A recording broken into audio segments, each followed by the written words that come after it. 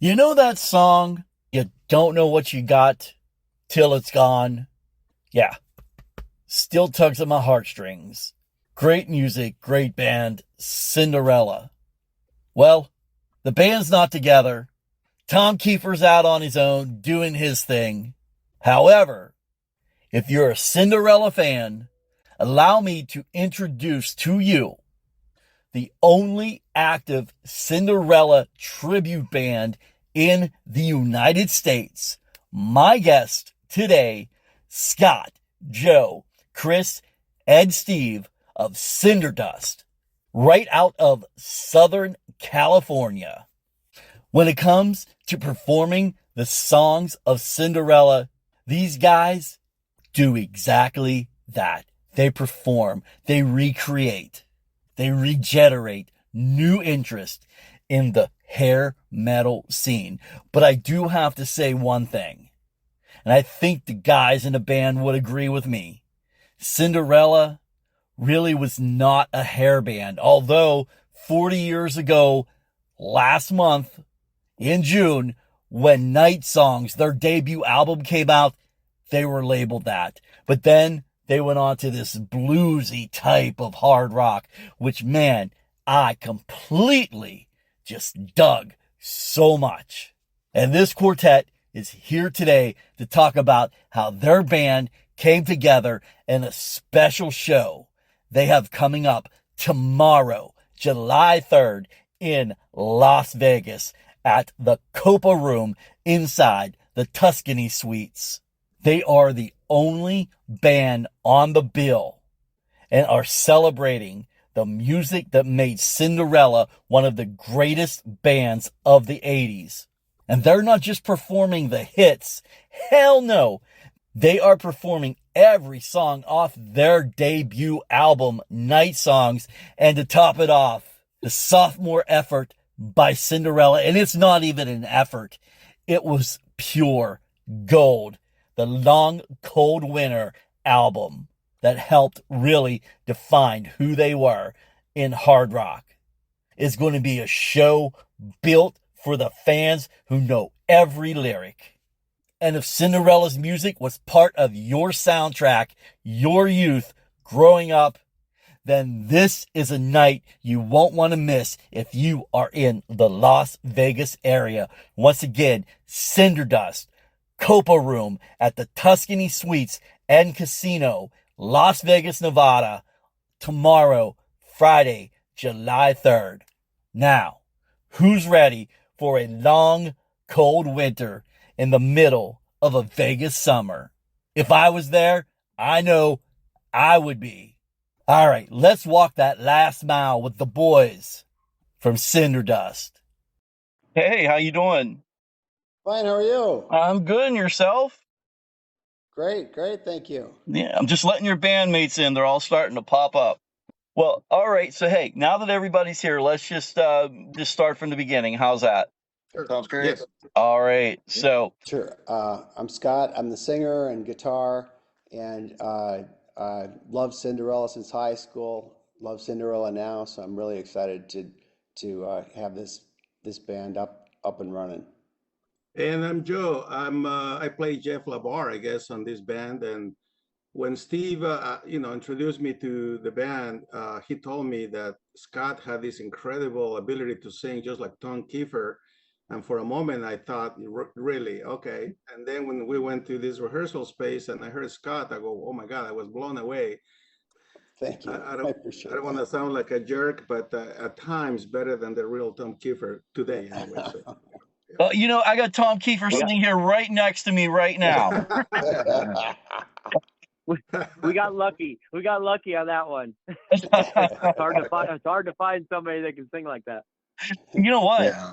I couldn't agree with you guys more. I mean, there are tribute bands out there that just kind of do their thing and are not spot on. But I mean, you guys go full gear and everything else. So you are just taking it to the next level.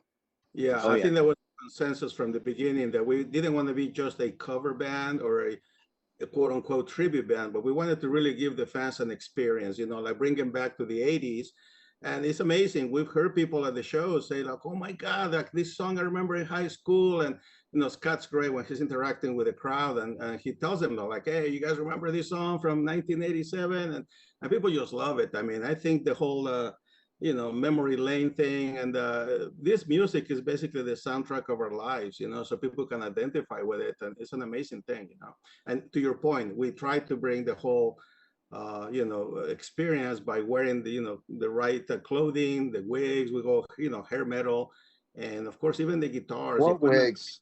I'm not wearing a wig. And you don't have your camera on either, so how do we know? Exactly. That's true. It's true.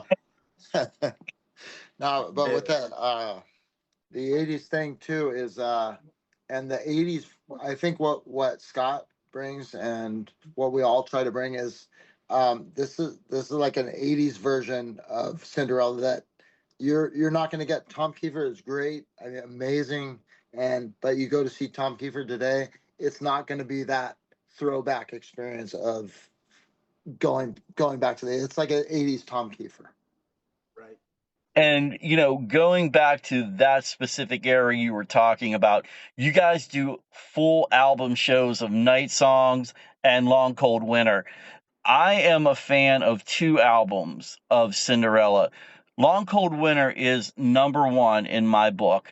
And I'm surprised that I'm going to say this, but when it first came out, I absolutely hated the album. I was disappointed, but it was Heartbreak Station. That album there, to me, is a classic. Amen. I mean, Cinderella really shined in those 2 albums. I mean, the classics forever. There's a reason why people want to listen to the music even 40 years later. I was gonna say, I think too, even on Night Songs, I think it's almost the production and the guitar sounds they use. If they strip down like they did going forward, when they went forward with like Heartbreak Station and Long Cold Winter, I mean, they really tried to like pigeonhole them into the glam metal thing, but they really, like, the songs were still, I think they were really blues based all along. Even on that first record, I didn't care that much. Same thing for Heartbreak Station when it came out. I have huge appreciation for it now. Yeah, absolutely. Same here. And, just what you were saying about Night Songs and kind of being pigeonholed there. Yeah, I agree with you. And also, if they could go and, make it into Heartbreak Station type of bluesy feel, can you imagine what Shake Me would sound like? Yeah. They kind of evolved into more of the blues, which was great. No doubt. Well, one of the things that I forgot to mention earlier here in the podcast is that you guys are based out of Southern California. How is the tribute scene out in your area? Huge. Yeah, it's very huge. There's a lot of bands that are just they just they don't go the extra mile. They don't we dress the part. We have everything like that, because I've been in tribute bands out here, and it's just, once we got Scott and seeing that he could sing this, we're like, okay, we can take this to the next level.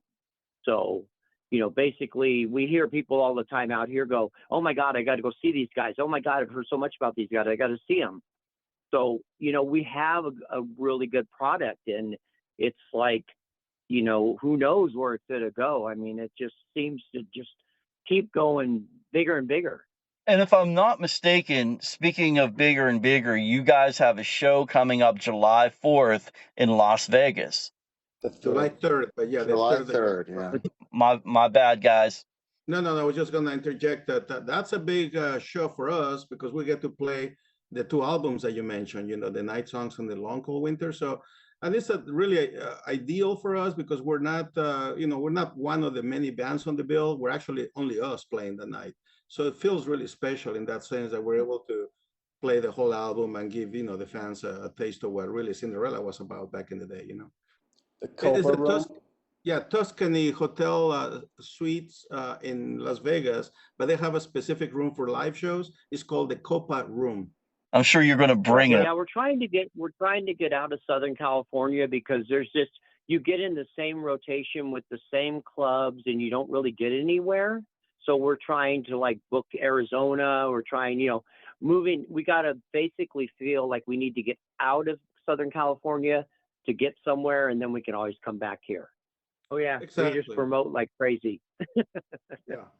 And like Steve mentioned, there are a lot of bands here in Orange County or the Southern California area. But if you look close, there's the typical, Judas Priest, what else? Van Halen. I mean, kind of there's several versions. Ozzy, there's like 5 Ozzy bands. There's a lot of versions of all those bands. I think they that's just one throw of the them things. together.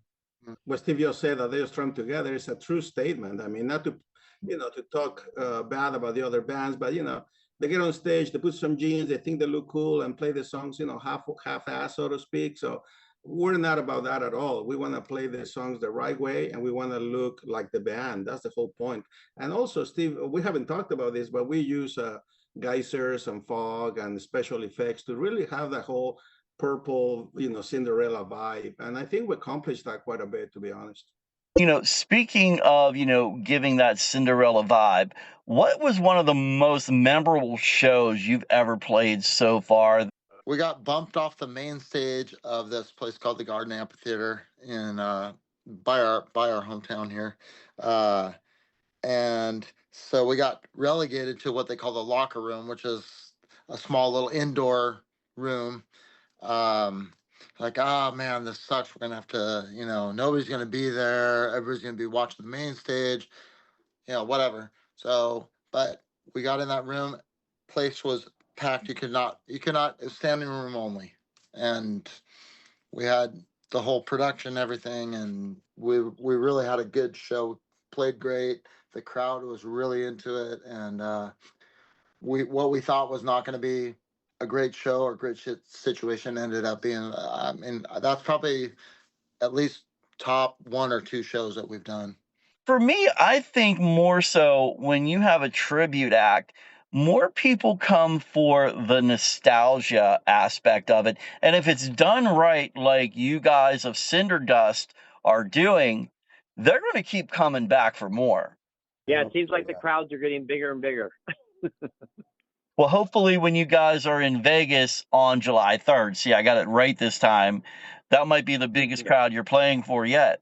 It's a 4th of July weekend, so we anticipate, people to be there anyway, right? So, yes. Yeah, it's very hard to get gigs here because the promoters have their favorites. So I think once we get out there and we play the show, people are going to see us, and then it's just going to open a bunch of doors for us.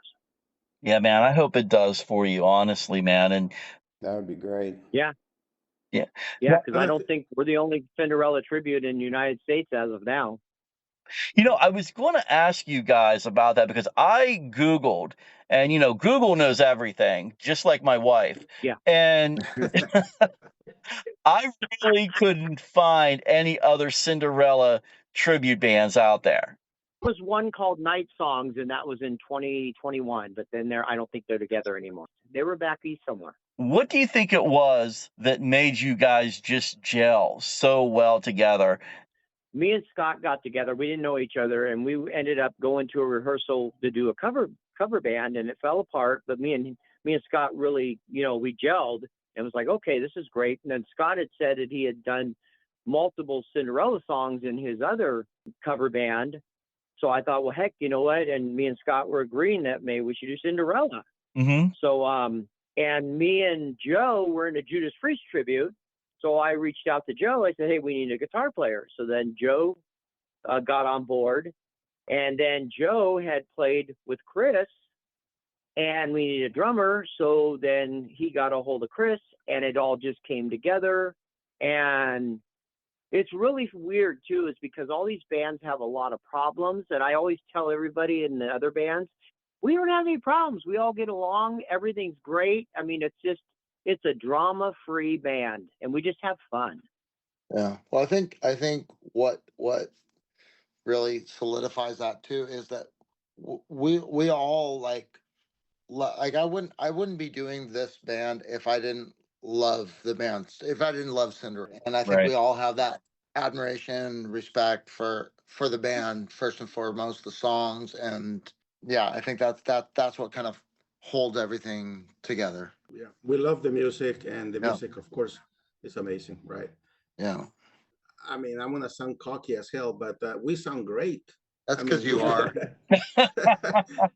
I'm just saying, because you guys been in bands where you play and you kind of cringe, like, oh, that didn't sound right. But when we play, I mean, we're all, on our top game. I think we sound great, and I think we all recognize that the songs are great. We yell great. We get along fine. So I think it's just everything falls in place. You guys do realize that all Joes come off cocky. Sorry. That's what I'm told to this day. You never change, Joe. You never change. Somebody's Yeah, gonna we've had say. shows where we've gone up and played with other bands. They'll kind of, run the thing, and then after they hear us, they'll come up and go like, "Oh my God, I never expected that." They were like, "Okay," So we kind of hit them, like with a brick, and they're just like, "Wow, this is just you guys got something here." That's awesome, man. Again, I wish you guys continued success. I just want to thank each and every one of you for being here today on the Youth Gone Mild podcast, man. It was a pleasure talking to all four of you guys. No, thank you for having us. Yeah, thank you for having us. Yep, we have hit that last mile on the Gypsy Road with the boys from Cinderdust here on the Youth Gone Mild podcast. I gotta stop trying to be funny. I'm not being funny.